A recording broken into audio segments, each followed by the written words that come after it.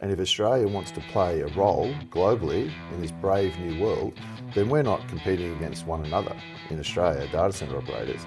We're competing against other countries. And that's what people need to focus on. Greg, could you tell us a bit about the role you play and the organisation you work for? Yep. Worked for and founded. Yeah, I founded, forgive me. You're right. CDC Data Centres is my business. We started in Canberra 17 and a half years ago, predominantly looking after federal government because there was an opportunity there. I think all of the critical compute of government in those days lived in broom closets in 60-year-old government buildings. So we were very, very fortunate to sort of be very successful in that space, and that's continued on for many, many years now, which is great. But what we found, the world in recent times is not getting any safer, and it's more important now than ever that there's a lot of other industries that government's identified that are also critical to the safe functioning of Australia, the economic well-being of Australia, and all of those critical industries are craving, to more or less a degree, the same sort of protections that government has enjoyed for many, many years around their critical infrastructure.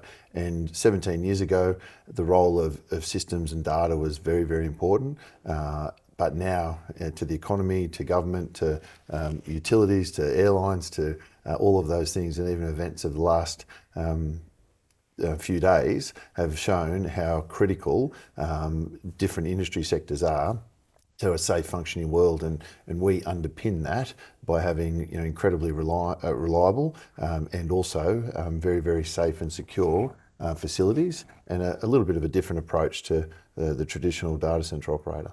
Well, I'm interested, Greg, because you're talking there about the role that you're playing in the sort of ecosystem of the IT ecosystem that underpins a digital economy like Australia. And yet, one of the things from this conference, this EDGE event that we're at right now, is we're highlighting that it's likely we're going to be very short of the compute power we need in Australia to drive that economy forward. Yet you're a commercial organisation. You can't tree up your resources for what might happen. You've got to be commercially sound about where you invest. How do you determine how to invest where the demand yet hasn't been realised? I think it's pretty straightforward, actually. You just talk to lots of people all the time. And I'm very, very lucky to travel the world constantly and talk to the most important technology companies in the world, the largest and most important technology and hardware providers, chipset manufacturers and the likes. And all of those conversations in isolation probably wouldn't be helpful. But if you cobble together all of that information, you actually can quickly determine where your chess pieces need to be and how big they need to be. And it's different in our world, digital infrastructure. There's a 2 or 3 to 5 year lead time for power, for data connectivity, for construction activities. The dollars involved, the CapEx requirements are just eye-watering, and they take a little while to organise and put into place, and it's not straightforward. But by having a lot of those conversations and strategic partnerships with some of the biggest companies in the world, and also some of the most important Australian companies, really helps me determine where best to place our resources when, and being, and I've always been, you've got to sort of be a little bit speculative in order to be ahead of the curve for when the business arises. So I'm pretty comfortable that it actually is, if you've got the right history, the right record of performance and the right strategic partnerships, it is easy to determine what you need to do. Greg, can I come in on the point you said there about power? You need 5 years beforehand, you've got to prepare your resourcing for what you're going to build. Data centers are a huge consumer of power in it. And the issue right now, the hottest political potato in Australia right now, is the energy transition this country's going on. What do you see the role of something like CDC in the sustainability agenda? Yep. I think what people talk on the downside around data centres all the time. I find it quite amusing because data centres, because they are a significant consumer of power, but they're also a consistent consumer of power. So we're actually the energy transition's best friend. Because we can actually co-invest in PPAs and things to actually underwrite and give long-term certainty to developers of renewable energy assets. We are a dream for utility providers because we provide stability to the grid. When you think about the grid goes up and down on a daily basis like this. So the more base demand that you can pour across any utility grid situation, the more consistent, predictable and reliable it is. And because we have enormous amounts of on-site energy generation up our sleeve, we can also provide peaking power to provide,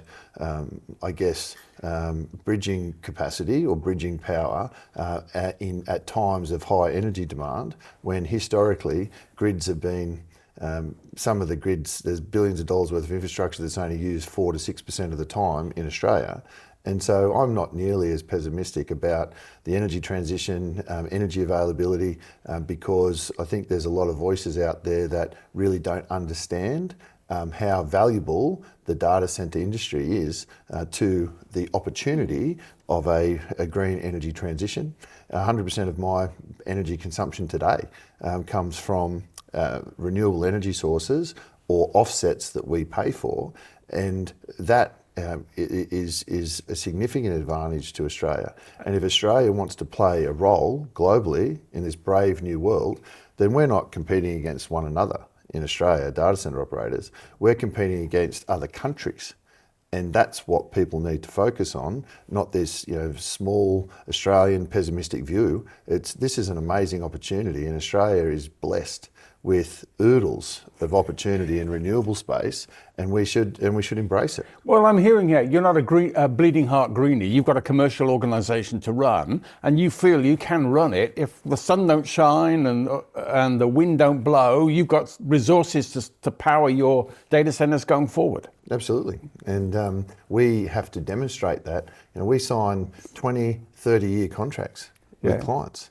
And so you've got to be able to demonstrate that you can actually do that in a broad range of scenarios. And when you say bleeding heart greenie, absolutely, I'm focused on the green outcomes because it's actually good for business, but it's also good for it's a good sort of social. I need a social licensed operator as well, and that license will only be valid if my green credentials stack up, and today, green credentials are so important, and all the legislation that's around today, you can't just say things anymore. It's just like financial statements; it's all audited and it's all out there for anyone to see. Okay.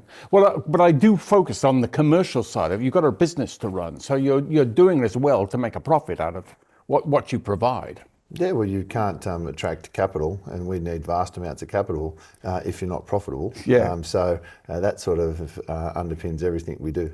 Okay, now what's the role of a data center in the digital economy? Because we're now talking about this tsunami really of AI and the power that's going to require, and people concerned about open, large language models and IP being in the public domain if you're not careful about how you handle the stuff. Where do you see a data center can complement organizations in their use of IT?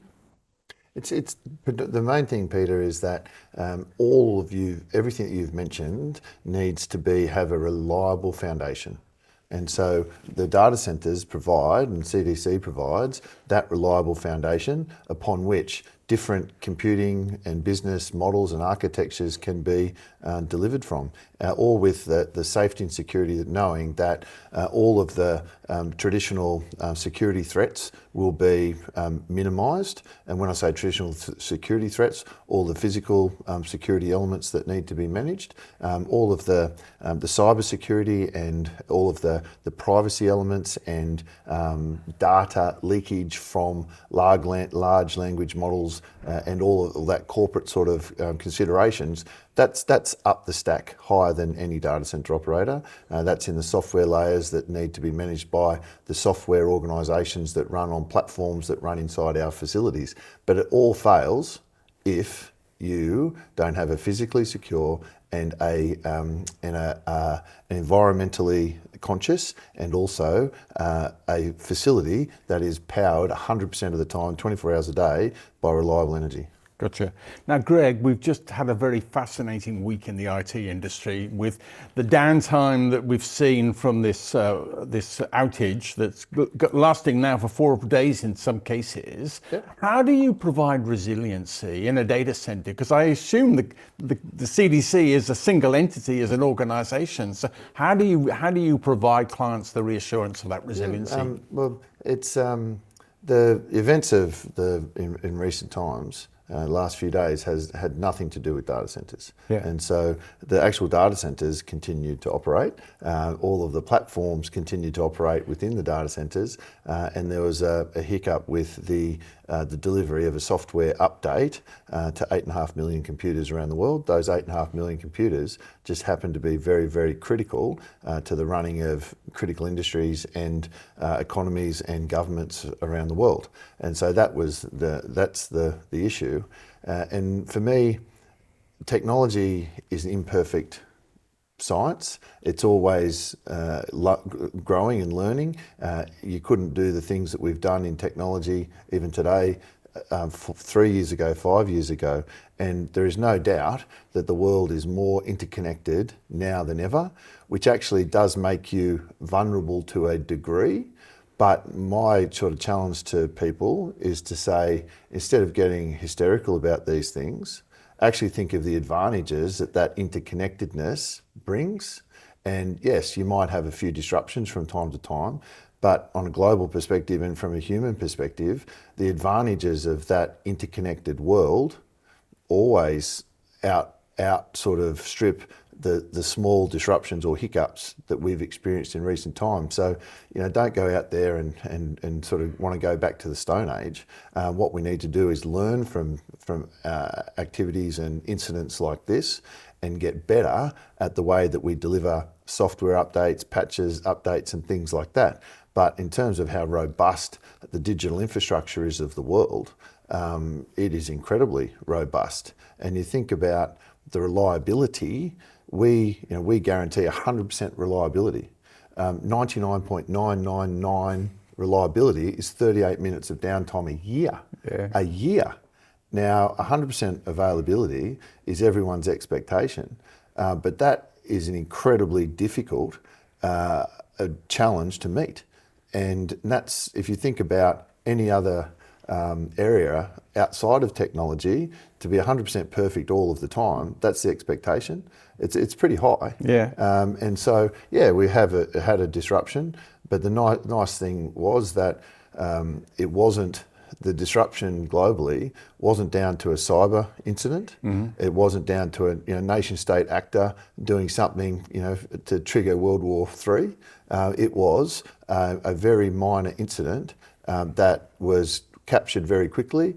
And yes, it takes a while for the impacted organisations to sort of recover all of their systems and get back online.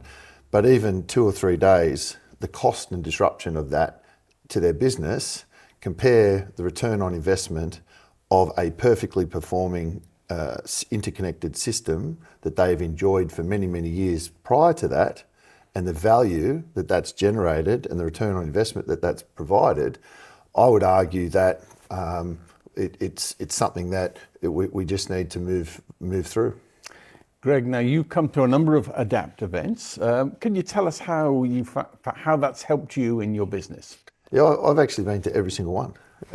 and I've become quite a good friend of Jim over the years, and I believe it's one of the best, if not the best, data center infrastructure, cloud sort of technology conference that there is. The way that it's curated, the way that it's managed in advance of the conference means that everybody knows what they need to do, who they need to see, and what opportunities there are to network and meet people that you've only heard about or read about, or you really want to meet for business purposes, or also for your personal learning. So I've really enjoyed coming to these conferences over the years, and look forward to supporting the event for many years to come.